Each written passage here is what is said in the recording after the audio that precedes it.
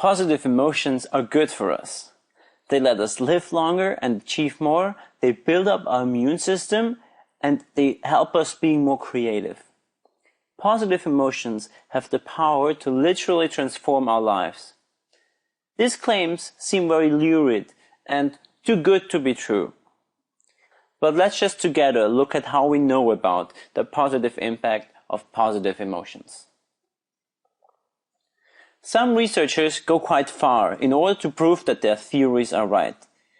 One of those studies went like this. The researchers invited a few hundred men and women into a hotel for a week. The men and women were infected with a cold virus and held in quarantine for the rest of the week. And what the researchers did then, every day, was to collect the tissues the people used in dedicated baskets and weigh the amount of mucus in them. Well, you can say that these psychologists went out of their way to see what happened.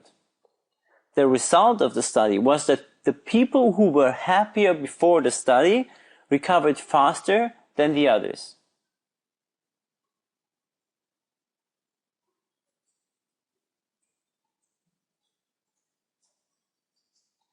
This is quite bulletproof proof for the power of positive emotions and for the effect of positive emotions on our immune system. Probably the most influential and mind-blowing study that's ever been done demonstrating the power of positive emotions involved nuns. It started about 80 years ago in the 1930s. Back then, a number of nuns were asked to write autobiographical sketches about themselves. That was just before they entered into the convent. And then, about 70 years later, psychologists went back to these diary entries and analyzed them. They wanted to find out if what these 20-year-old nuns wrote in their diaries could predict how the rest of their lives turned out.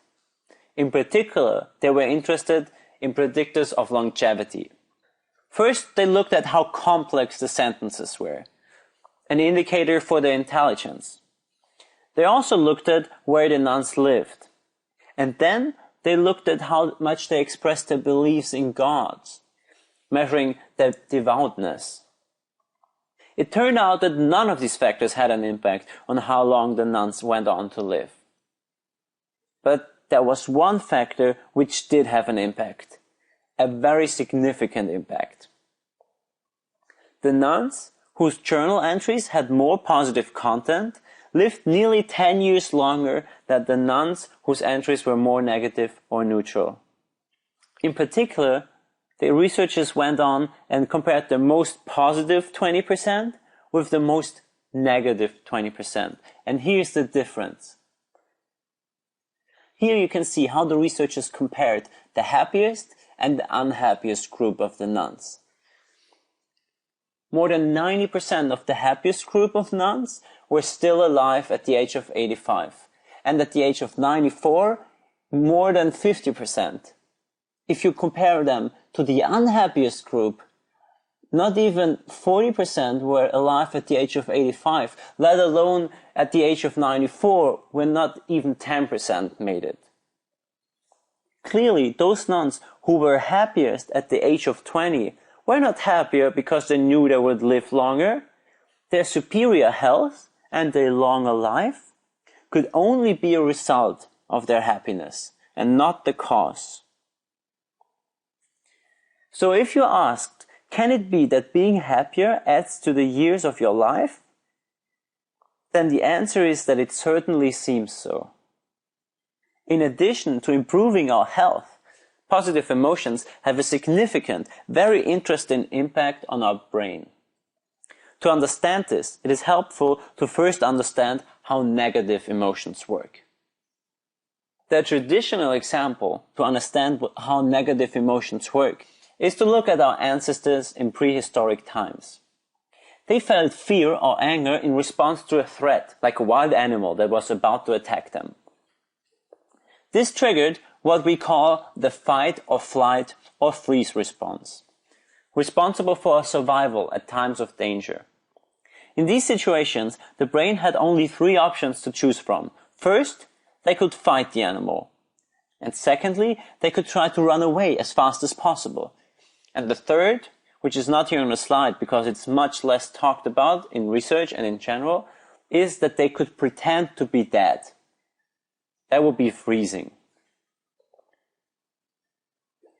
So in the face of danger, we respond to threats either by gathering our energy for fight or flight, or by freezing in helplessness, collapsing in the face of an overwhelming situation. Speaking scientifically, those negative emotions limit our thought-action repertoire, meaning emotions like fear and anger close our minds and close our hearts. They limit our brain to only a few possible actions. Positive emotions, however, have a different function. Instead of narrowing down the possibilities available to us, they open our brains and our hearts up to new possibilities. This is explained by a very famous theory called broaden and build theory. Positive emotions broaden our mind. They help us be more creative and think outside the box. We become more open to new experiences, and positive emotions also enable us to zoom out of a particular situation and consider and think of alternative solutions. And even more, positive emotions flood our brain with dopamine and serotonin. Those are chemicals that not only make us feel good, but also make our brain function at higher levels. This is the build part of the theory. Positive emotions help us organize new information and remember old information. They enable us to build new connections in our brain. And then, what this does for us in the long run is to transform us for the better. Positive emotions allow us to discover and build new skills, new friendships, and new knowledge. Here on this slide, you can see an overview of how this process works. At the beginning, we feel positive emotions. Then, what these positive emotions do, they broaden our momentary thought and action repertoires. That means they broaden our brain up to new possibilities, new thoughts, new, more creative ideas. And this builds our personal resources. That builds our friendships, that builds our knowledge, and that builds our skills. And then at the end, this leads to transformation. It transforms people and produces an upward spiral. And this process is responsible for the fact that happiness actually leads to success and is not only an outcome of success. Meaning that the way we look at success usually is kind of flawed because it's not being successful in order to be happy. It's much more being happy and then be successful because positive emotions have such a powerful impact on us. Feeling good can take various different forms. Up to now, I was always referring to positive emotions in general. But we can get more specific, and that's why Dr. Barbara Fredrickson came up with this list of 10 positive emotions. The first one here is joy. Joy happens in an instant. It's a perfect moment captured when all is just exactly as it should be. Think of a wonderful holiday morning with the family. Think of an unexpected present that makes you feel good, or seeing the first smile on your infant's face. The second one here on the list is pride. Have you ever done something really well that took time and effort? Maybe you reached a goal you never thought you would be able to reach. If so, then pat yourself on the back and be proud of it. Stand back and take a deep breath and let it in, because you earned it. The third one here on this list is interest. Interest is a state that calls our attention to something new that inspires or fascinates us. Like a shiny new toy or something that captures our imagination, interest is alive and it's invigorating. Interest wakes us up and leaves us wanting more. Love encompasses all of those emotions that you see here and is experienced if we share one of these emotions with another person. When we experience love, our bodies are flooded with feel-good hormones that reduce our stress and even lengthen our life. The next on the list is serenity. It's a mellow, relaxed, and sustained version of joy. Serenity is peacefulness and comes on a cloudless day when you realize there's nothing that you have to do. It's indulging in a favorite luxury and being mindful enough to take it in. The next one is inspiration. Inspiration is felt in a moment that touches our heart and nearly takes our breath away. Ask yourself, what are the things in your life that inspire you?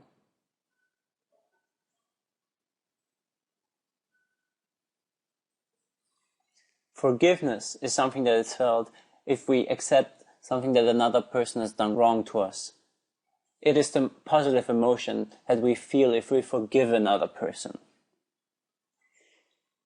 Awe is when you feel overwhelmed by greatness. Awe is triggered when we see the vastness of nature or the cosmos. Take a moment to think of if you had a moment of awe lately. Amusement comes up in these delightful surprises that make us laugh. It's those unexpected moments that interrupt our focus and crack us up. Have you had an amusement in your life recently? Barbara Fredrickson says about hope that unlike other emotions that arise out of our comfort and safety, hope springs out of our dire circumstances. Deep within the core of hope is the belief that things can change, that things can get better, and that possibilities exist. Hope sustains us and motivates us to turn things around. Now that we learn about these 10 positive emotions that exist, we will take a closer look at how we can cultivate more of these positive emotions. I'll go over some simple things that you can start engaging in right away. Some of those might seem like common sense, and it's true, they are common sense. But as Voltaire said, common sense is not that common, and we actually tend to forget what is so obvious to us if we really think about it. If we do this regularly, those actions can have a significant impact on our well-being and on our health. The first one of these is a writing exercise, which is about writing about intense positive experiences. It involves thinking about the most wonderful experiences in your life, the happiest moment, the most ecstatic moments, moments of rapture, perhaps being in love, or from listening to music, or suddenly being hit by a book or a painting or by a song. Choose one of such experiences and write about it. Try to imagine yourself at that very moment, including all the feelings and emotions that are associated with this experience. And then write about this experience. Write about it in as much detail as possible, trying to include the feelings, thoughts, and emotions that were present at this time. Find more clear instructions in the additional resources. The good thing about this exercise is that it has not only been shown to improve your mood, but even to improve your physical health. This next exercise is as simple as it can get. Go outside and enjoy nature. It seemed almost too simple and too obvious for me to mention it, but it's, again, easy to forget. Go outside in good weather, ideally somewhere in nature. Don't underestimate the immense impact that nature can have on our body and on our mind. Science is just beginning to understand it, and research shows that we have an innate connection to nature. One study, for example, found that when you're in a hospital, you recover faster if you can see greenery from your window. Just the simple fact that you can see nature from your window makes you recover faster. And if you just take a few moments to look at the picture on the slides here, you might find that even just seeing those pictures can have a positive effect on our body and our well-being. An impressive amount of research backs up the effectiveness of this next suggestion I'm having for you. If you dedicate 1 day a month to doing random acts of kindness throughout your day, deliberately and consciously, you will see what kind of effect it can have on your well-being. They need not be grand gestures. Simple things like paying for someone's coffee or smiling at everyone you meet. Do what feels authentic and works for you. Kindness is linked to increased feelings of fulfillment and pleasure, and research has shown that it's also good for our heart and can even slow our aging process. And most importantly, it's a wonderful thing to do because it literally multiplies happiness. It does not only affect you, but everybody you are kind to as well.